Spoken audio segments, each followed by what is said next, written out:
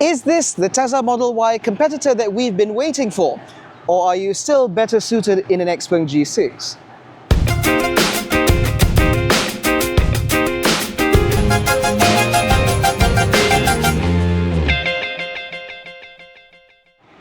Now, the BYD Sealion 7 in Malaysia is available in two variants. You can either get the rear-wheel drive model like we have here, or you can get the Performance. The difference primarily being the use of the electric motors.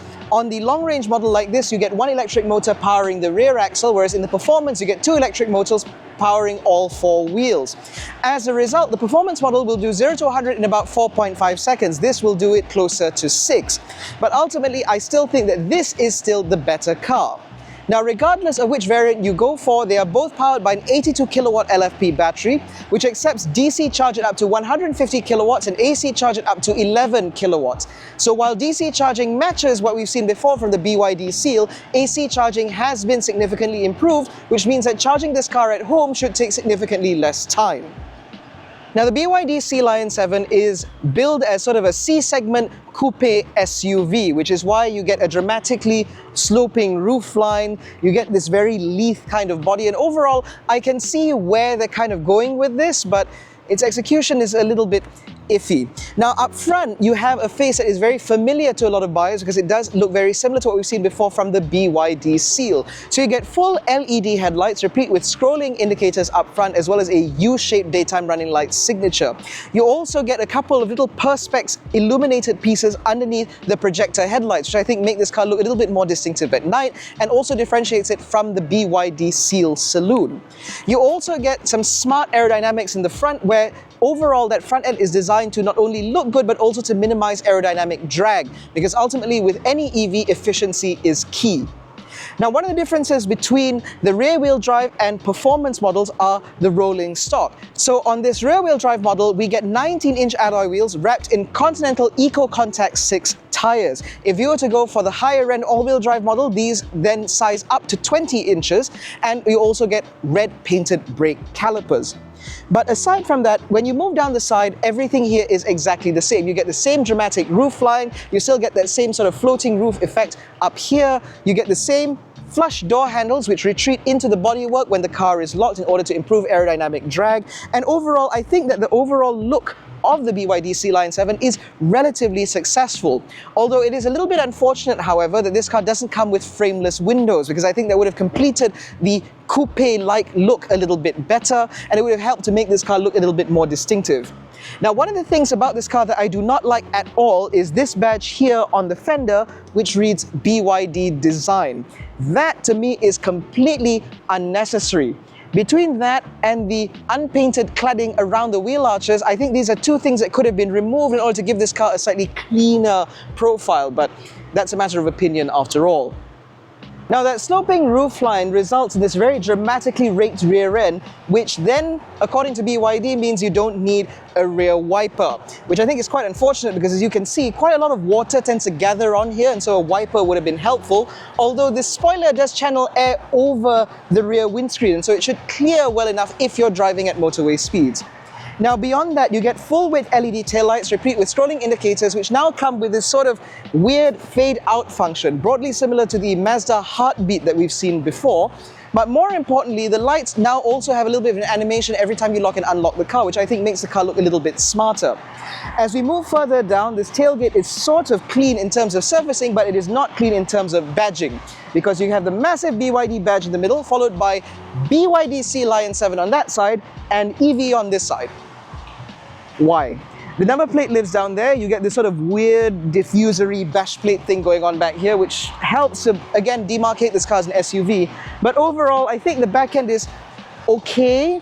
I just find this angle to be a little bit weird. There's a lot of metal work here, and I think that it kind of takes away or detracts from the coupe SUV-like look of it because of that amount of metal work.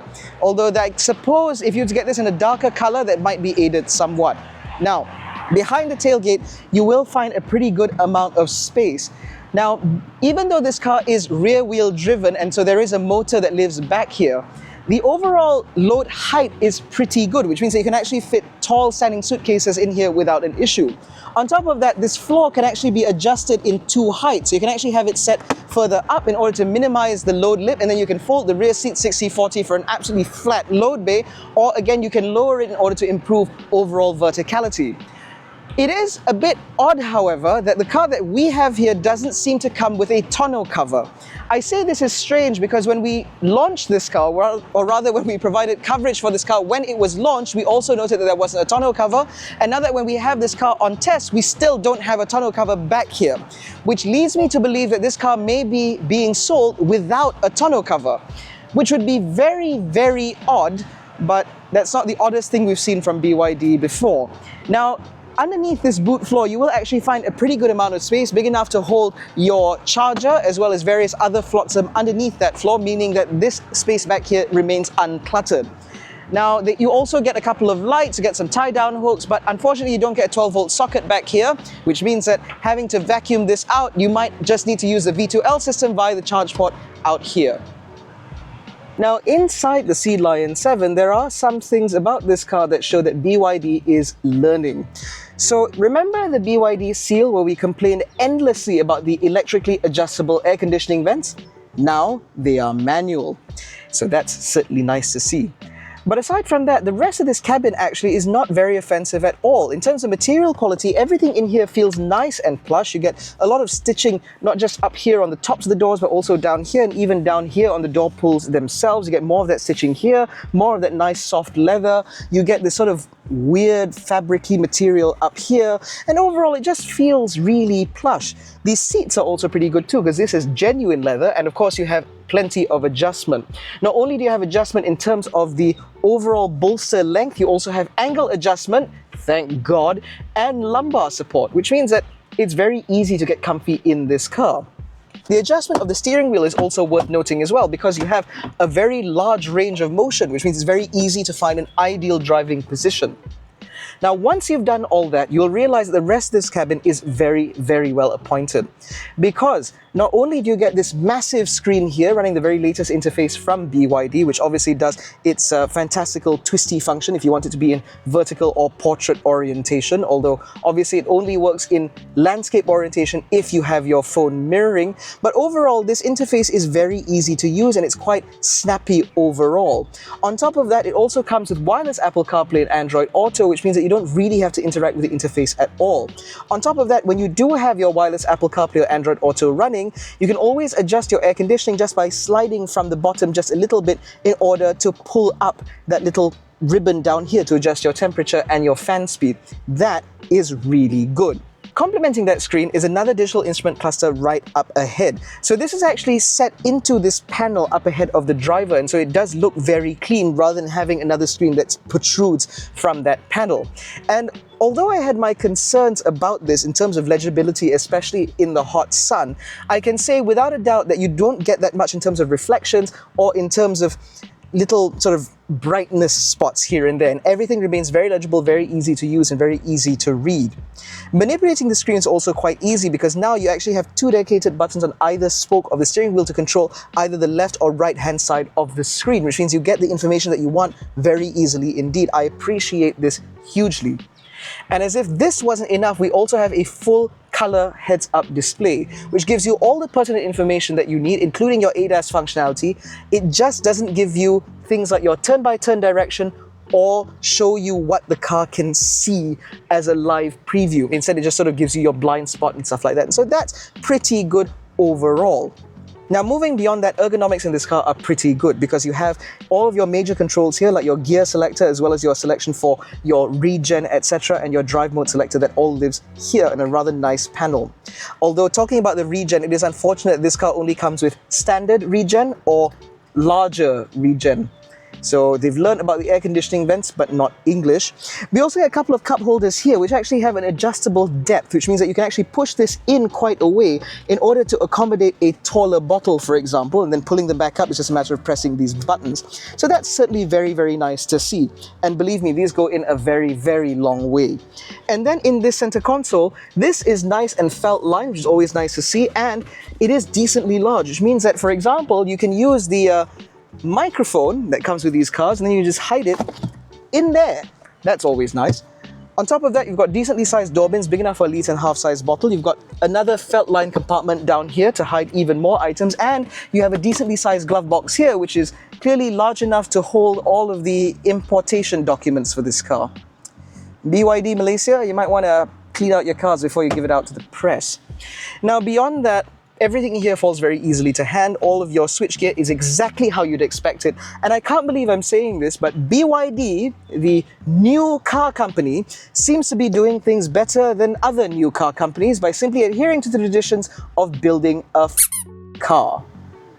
Now, because the BYD Sealion 7 is an electric car built off of an electric platform, naturally the wheelbase of this car is significantly longer than what you'd expect from other C-segment SUVs, and that really pays dividends in here. Because with the front seat set up in my driving position, about 170 centimeters, you can see I have acres of knee room and a pretty good amount of headroom despite the standard fit panoramic sunroof with electric sunblind. And that is also with my seat currently set up in its most upright position, which means that life back here is pretty good. You get 3 adjustable headrests for the rear seats, and of course, like I mentioned, you can adjust the recline angle on these seats so you can get very comfortable in here. In terms of other amenities, I've got decently sized door pockets here, big enough for a litre size bottle. I've got 3 pockets behind the rear seats. I have USB ports mounted here, although it is unfortunate they're not mounted on the backrest themselves. I get a couple of crotch coolers here because they are mounted very low, but I don't have B-pillar air vents, which is a bit of a shame. But otherwise, in terms of space, life back here is really good. As you can see, I can sit cross-legged without even brushing the seat in front of me at all. On top of that, the floor in this car is completely flat, and the middle seat in this car is not that raised, and it is decently wide. So you can actually put an adult here, provided that they're kind of skinny. But if you don't have an adult in the middle seat, you can put down this center armrest where you have a pretty good angle here to rest your arm. You've got a little bit of space down here for business cards, perhaps, as well as a deployable set of cup holders here for drinks, obviously, which means that amenities in the rear of this car is pretty good. Material quality is also really good too, because you get the same stitched leather material up here and down here and here, and it's only down here where you get scratchy plastics, just like what you get in the front. And because they've integrated the speakers for the Dyne audio system in this car really well, it doesn't take up too much space and actually fits with the overall aesthetic of the car. Now, I want to point out a couple of things. Firstly, as you can see, with me being sat here, I actually have a pretty decent amount of under-thigh support because this rear seat bench extends a decent way, which means that if I were to sit properly like this, I can get decent support underneath my thighs, making this car very comfortable indeed. But if you think the comfort is just in the seats, you gotta wait to see what happens when you get back in the driver's seat, because Christ above, this car is quiet. Now, from the moment you get into the Sealion 7, the first thing that strikes you is just how quiet this car is. You get acoustic glass over the front windows, but the rear is only single laminate, and yet despite that, this car is very, very muted on the move. Of course, we are only doing about 12 kilometers an hour right now, but I assure you that that quietness continues as the speed picks up. Now, when we drove the BYD Seal, we remarked that that car had surprisingly good driving dynamics, not only for a saloon, but especially for a BYD, a brand that isn't exactly known for delivering cars that are dynamic to drive. And yet, the Seal managed to do that. And so we came into the Sealion 7 with similar expectations, particularly given the fact that both of these cars are built off of the same platform, and so we'd expect them to drive with relatively similar habits. Although it seems that the Sealion 7 is a distinctly different vehicle to drive. Now, that's not necessarily a bad thing. The Sealion 7 is a much softer sprung vehicle, which means that as you drive along, this car aims to isolate the cabin from the lumps and bumps, the same way it isolates you from noise. And overall, it delivers this very comfortable, very smooth driving experience. Primary ride in this car is excellent because it really takes off the worst edges towards the worst of the bumps that you might hit. However, in terms of secondary ride, that is not so great, because unfortunately the secondary ride in this car is a touch too soft for my liking. I say that because in terms of body control, there isn't really much of it. If you take a corner, you can feel the weight move in this car in a very sort of meaningful and very noticeable kind of manner. And as a result, it does mean that this car does not lend itself very well to dynamic driving in the slightest. Instead, this is a car that's meant to be driven gently and sedately. And if driven as such, then everything in this car remains quite positive. Now, when speeds do pick up, like when you're on the motorway, for example, you'll again appreciate how quiet this car is. The Continental Eco Contact 6 tires do a very good job at minimizing the amount of road roar kicked up by these tires. And as I mentioned earlier, the dual laminate glass across the front half of the glass house means that the amount of noise intrusion into the cabin is very, very well suppressed, even at speeds north of the national speed limit. The only thing is, when you're driving at that kind of speed, you might want a car that provides some degree of dynamic stability as to ensure that you can maintain those comfortable motorway cruising speeds even as you go through the sort of corners and undulations that we get in our country. Unfortunately, that's kind of where the Sealion 7 starts to fall apart a little. So, like I mentioned, the secondary ride in this car is on the softer side, and so that does mean that this car leans quite a bit when you drive through corners. And because this is an incredibly heavy vehicle, some 2.7, 2.8 tons, it means that there is a lot of weight to move that body around, and that does give a slightly less than confidence-inspiring sensation from behind the wheel. It makes the car feel like it's doing things outside of your control, which is certainly not a pleasant experience no matter how you slice it. And so it seems to me that the best way to drive this car is slowly. You want to slow the car down into corners and then power straight out of it, because even in this rear-wheel drive model, there is plenty of power available. And if driven like that, again, this car is a very pleasant experience because there's nothing that it does that I would consider to be particularly offensive in any one way. It's a perfectly pleasant, perfectly easy car to live with, and that is a fantastically good thing. And then, of course, when you drive this car in town, it just gets even better because, for starters, you're not going to care much about dynamic ability when you're stuck in traffic. You'll be more concerned with the primary ride, which, as I mentioned in this car, is very good. But then you start to use this car's ADAS functionalities. Now, as I've mentioned before, BYD's ADAS functions or ADAS systems are pretty well polished and rank among the very best within sort of the mass market space. And this BYD Sealion 7 is no different. When you're stuck in traffic, you can turn on the adaptive cruise control with traffic jam assist, and the car does an excellent job at just sort of maintaining distance, maintaining speed, and bringing the car to a halt in a very reasonable, very natural sort of fashion. And then when you're driving at speed, the radar does a very good job at picking up cars from a very good distance away, which means at no point will the car suddenly slam on the anchors in a surprising manner. It just conducts itself in a very smooth kind of way. And then, of course, when you use the lane centering assist, that means that, again, the car is doing the majority of the work, which means that long distance drives in this car shouldn't be a problem at all. But that brings me on to something about this car that I find a little bit hard to forgive, and that is energy efficiency. Now, when we drove the BYD Seal, we remarked that that car's energy efficiency is solid enough that if you were to drive it over a longer distance, you should be able to realize a fully charged range in excess of 400 kilometers. Driving the Sealion 7, however, because this car is significantly heavier than what you get from the BYD Seal, it also consumes a significant amount more in terms of energy efficiency. So when we took this car on an assignment where we had to drive all the way up to the Perak border, so we did motorway cruising at motorway speeds, and there was very little traffic going there and back, the car was averaging about 24 to 25 kilowatt hours to the 100, which means that this car would be doing significantly less than 400 kilometers on a single charge. That said, however, when we started driving this car in town, that's when the energy efficiency started to pick up, because at the moment, the car's reporting about 14.3 kilowatt hours to the 100, because this car has been driven primarily, or at least in the last 50 kilometers, through traffic at traffic jam sort of speeds and that sort of thing, which again highlights obviously the strengths of an EV. When you drive it in town, when you drive it through urban traffic, these cars are very, very efficient. And so it is, to me, a bit of a shame because this car does cruise very, very well. It's just that I can't do so for very long. But that said, even with that relatively limited range, if you want to call it that, Because this car charges at up to 150 kilowatts, it does mean that when you do have to stop to plug in, say if you're driving from KL to Penang, you can do so without having to stop for very long. A quick 20-30 minute top up should be enough to see your range get all the way back up to 80%, if not higher still.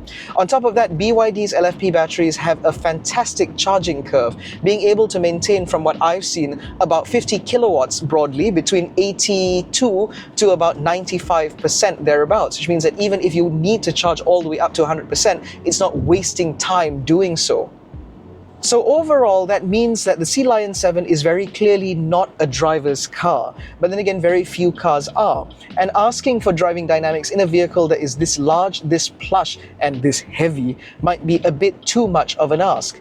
Instead, consider the BYD Sealion 7 as a sedate, luxurious, comfortable family car, or perhaps even an executive shuttle. Because I can only imagine that with a driver in place, sat in the rear left seat, life in this car should be pretty pleasant indeed.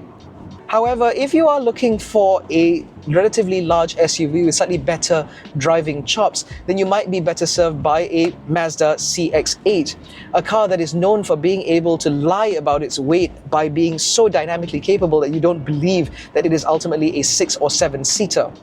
And of course, if you want an even larger electric SUV for whatever reason, then consider the Kia EV9. Now that is not only a larger electric SUV with 6 usable seats for adults, or 7 depending on the trim level, but you also get a little bit more in terms of range, and you get quite a bit more in terms of power, although that car is also about double the price of this.